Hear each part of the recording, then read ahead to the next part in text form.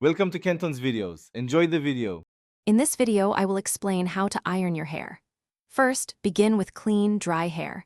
Washing your hair removes any product buildup, ensuring a smooth canvas for styling. After washing, it is crucial to dry your hair completely, either with a towel or a blow dryer, as ironing wet hair can cause significant damage. Next, apply a generous amount of heat protectant spray. This creates a barrier, shielding your hair from the flat iron's intense heat, which can reach up to 400 degrees Fahrenheit. Now that your hair is prepped, it's time to section it. Using hair clips, divide your hair into several manageable sections, typically 3 to 5, depending on your hair's thickness and length.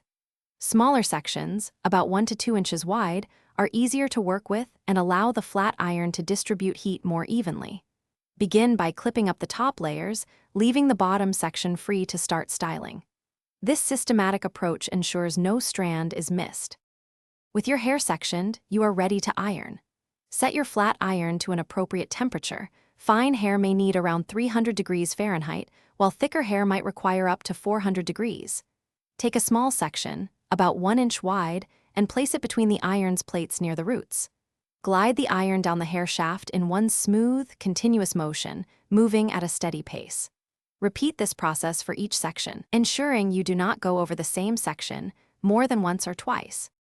Once all sections are ironed, it's time for the finishing touches. Apply a small amount of a light styling product, such as a serum or a light hold hairspray, to add shine and keep your style in place.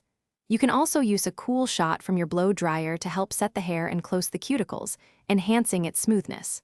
Finally, gently brush or comb through your hair to blend the sections and achieve a natural, polished look. Enjoy your sleek, ironed hair. Thanks for watching. Consider subscribing if we helped you.